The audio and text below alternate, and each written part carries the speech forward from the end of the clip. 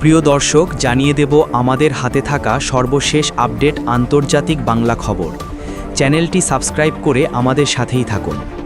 ইরানের ইউরেনিয়াম নিয়ে টানাটানি ট্রাম্প ও পুতিনের, কোন দিকে যাবে তেহরান? যুক্তরাষ্ট্র ও ইসরায়েল দাবি করে আসছে ইরানের হাতে বর্তমানে শত শত কেজি উচ্চমাত্রায় সমৃদ্ধ ইউরেনিয়াম রয়েছে। এই ইউরেনিয়াম 60%। এই ইউরেনিয়াম আর কিছুটা সমৃদ্ধ করে বোমা তৈরি করার পর্যায়ে নিয়ে যাওয়া সম্ভব। এই মজুদি এখন ইরানকে পারমাণবিক অস্ত্র তৈরির কাছাকাছি অবস্থানে রেখেছে বলে ধারণা অনেক আন্তর্জাতিক বিশ্লেষকের। এই পরিস্থিতিতে যুদ্ধবিরতি ও সমঝোতার যে আলোচনার তোড়জোড় দেখা যাচ্ছে যুক্তরাষ্ট্র ও ইরানের মধ্যে, তার মূলে রয়েছে উচ্চমাত্রায় সমৃদ্ধ ইউরেনিয়াম। যে কোনো চুক্তির অংশ হিসাবে ইরানকে তাদের উচ্চমাত্রায় সমৃদ্ধ ইউরেনিয়াম যুক্তরাষ্ট্রের হাতে তুলে নিতে হবে বলে দাবি করেছেন মার্কিন প্রেসিডেন্ট ডোনাল্ড ট্রাম্প। অন্যদিকে রাশিয়ার প্রেসিডেন্ট ভ্লাদিমির পুতিন জানিয়েছেন তারা ইরানের সমৃদ্ধ ইউরেনিয়ামের মজুদ নিজেদের কাছে স্থানান্তর ও সংরক্ষণ করতে প্রস্তুত। ইরানের সমৃদ্ধ ইউরেনিয়াম নিয়ে দুই পরাশক্তির এই টানাটানি নিয়ে অবশ্য এখনও প্রকাশ্য কোনো অবস্থান জানায়নি তেহরান।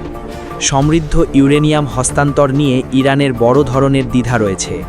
দেশটির কট্টরপন্থীরা মনে করে ইউরেনিয়াম বিদেশে পাঠানো মানেই আত্মসমর্পণ।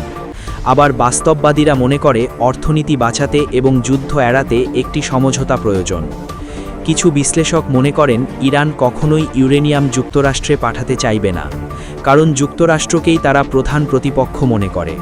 ওয়াশিংটনের প্রতিশ্রুতির উপরও তেহরানের আস্থা নেই। অন্যদিকে রাশিয়ায় ইউরেনিয়াম পাঠানোর বিষয়টি রাজনৈতিকভাবে তুলনামূলক সহজ হতে পারে, তবে সেক্ষেত্রেও ঝুঁকি দেখছে ইরান। ইরানের আশঙ্কা সমৃদ্ধ ইউরেনিয়াম ইস্যুতে মস্কো শেষ পর্যন্ত নিজেদের স্বার্থ দেখতে পারে। দরকার হলে রাশিয়াও ইরানের ইউরেনিয়ামের বিষয়টি পশ্চিমাদের সঙ্গে দর কষাকষির হাতিয়ার হিসেবে ব্যবহার করতে পারে। এর আগে যুক্তরাষ্ট্র ও ইরান একটি সীমিত সমঝোতার কাছাকাছি পৌঁছেছিল। আলোচনায় 14 দফার একটি সমঝোতা মাসোরাদ নিয়ে কাজ চলছিল।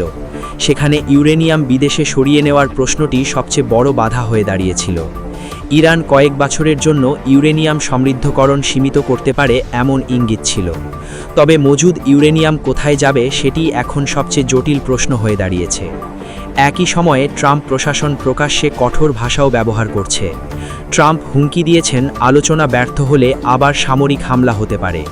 ফলে ইরানের সামনে এখন মূলত 3টি পথ খোলা: ইউরেনিয়াম বিদেশে পাঠিয়ে সীমিত সমঝোতায় যাওয়া, আংশিক সমঝোতার মাধ্যমে সময় ক্ষেপণ করা এবং কোনো ছাড় না দিয়ে দীর্ঘমেয়াদী সংঘাতের ঝুঁকি নেওয়া। এদিকে যেসব দেশ মার্কিন নিষেধাজ্ঞা কার্যকর করবে, হরমুজে তারাই বাধার সম্মুখীন হবে বলছে ইরান। ইরানের বিরুদ্ধে যুক্তরাষ্ট্রের নিষেধাজ্ঞা কার্যকরে সহযোগিতা করা দেশগুলো হরমুজ প্রণালী দিয়ে চলাচলে সমস্যার মুখে পড়বে বলে হুঁশিয়ারি দিয়েছে তেহরান। দেশটির সামরিক বাহিনীর এক মুখপাত্র এ হুঁশিয়ারি দিয়েছেন। ইরানি বার্তা সংস্থা তাসনিম নিউজ এজেন্সির বরাতে কাতার ভিত্তিক সংবাদ মাধ্যম আল জাজিরা প্রতিবেদনে এই তথ্য জানানো হয়েছে। প্রতিবেদন অনুযায়ী ইরানের সামরিক বাহিনীর মুখপাত্র ব্রিগেডিয়ার জেনারেল আকরামি নিয়া বলেন, কোনো দেশ যদি তেহরানের বিরুদ্ধে আরোপিত মার্কিন নিষেধাজ্ঞা কার্যকর করতে চায়, তাহলে সেই দেশ অবশ্যই হরমুজ প্রণালী অতিক্রমে সমস্যার সম্মুখীন হবে। তিনি আরও দাবি করেন, সাম্প্রতিক যুদ্ধে শত্রুপক্ষের কোনো লক্ষ্যই অর্জিত হয়নি এবং ইরানের রাজনৈতিক কাঠামোর ভারসাম্যও নষ্ট করা যায়নি, বরং দেশের অভ্যন্তরে ঐক্য ও সংহতি আরও জোরদার হয়েছে বলে মন্তব্য করেন তিনি। আকরামিনিয়ার ভাষায়, ইরানি জনগণের রাস্তায় উপস্থিতি প্রমাণ করে যে অভ্যন্তরীণ ঐক্য আরও শক্তিশালী হয়েছে। শত্রুরা বুঝতে পেরেছে এই প্রতিরোধ ভাঙা সম্ভব নয়। শেষ পর্যন্ত তাদের যুদ্ধবিরতি মেনে নিতে বাধ্য হতে হয়েছে। তিনি জানান, চলমান যুদ্ধবিরতির সময়কে কাজে লাগিয়ে ইরান তাদের সামরিক সক্ষমতা আরও জোরদার করেছে। একই সঙ্গে লক্ষ্যবস্তুর তালিকা হালনাগাদ করা হয়েছে এবং প্রতিরক্ষা ও আক্রমণাত্মক অবস্থান পুনর্বিন্যস্ত করা হয়েছে বলেও জানান তিনি। বিশ্ব জ্বালানির বাণিজ্যের অন্যতম গুরুত্বপূর্ণ রুট হরমুজ প্রণালী ঘিরে ইরানের এমন বক্তব্য নতুন করে আন্তর্জাতিক উদ্বেগ তৈরি করছে। মধ্যপ্রাচ্যের চলমান উত্তেজনার মধ্যে এই প্রণালী দিয়ে প্রতিদিন বিপুল পরিমাণ তেল ও গ্যাস পরিবহন হয়ে থাকে। বিশ্লেষকদের মতে, হরমুজ প্রণালী নিয়ে ইরানের যে কোনো কঠোর অবস্থান বৈশ্বিক জ্বালানি বাজার ও আন্তর্জাতিক বাণিজ্যে বড় ধরনের প্রভাব ফেলতে পারে। সবশেষ জানিয়ে দেব, ইরানি বাহিনীর সঙ্গে সংশ্লিষ্টতার অভিযোগে বাহরাইনে গ্রেপ্তার 41। ইরানের ইসলামিক রেভলিউশনারি গার্ড কর্পসের সঙ্গে সম্পৃক্ততার অভিযোগে 41 জনকে গ্রেপ্তার করেছে বাহরাইন কর্তৃপক্ষ। দেশটির স্বরাষ্ট্র মন্ত্রণালয় এ তথ্য নিশ্চিত করেছে।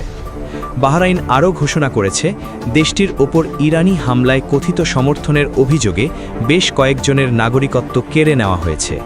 দেশটি ওই ব্যক্তিদের বিরুদ্ধে ইরানের প্রতি সহানুভূতি এবং বিদেশি শক্তির সঙ্গে ষড়যন্ত্র করার অভিযোগ আনে।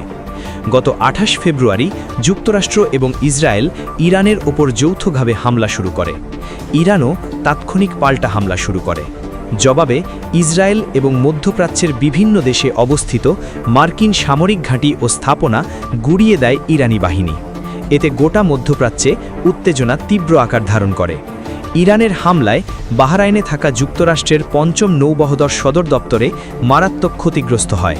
ক্ষয়ক্ষতির ব্যাপকতার কারণে এ সদর দপ্তরের কার্যক্রম বাহরাইন থেকে যুক্তরাষ্ট্রের ফ্লোরিডার এক বিমান ঘাঁটিতে সরিয়ে নেওয়া হয় বলে খবর মার্কিন মাধ্যমের। একই সঙ্গে গুরুত্বপূর্ণ জ্বালানি পরিবহন রুট হরমুজ প্রণালী বন্ধ করে দেয় তেহরান। এতে বিশ্বজুড়ে জ্বালানির বাজারে চরম অস্থিরতা দেখা দিয়েছে। পরবর্তীতে পাকিস্তানের মধ্যস্থতায় ৮ এপ্রিল যুদ্ধবিরতি কার্যকর হলেও স্থায়ী সমঝোতা এখনও হয়নি। মার্কিন প্রেসিডেন্ট ডোনাল্ড ট্রাম্প যুদ্ধবিরতির মেয়াদ বাড়ানোর ঘোষণা দেন, যদিও নতুন কোনো সময়সীমা নির্ধারণ করা হয়নি।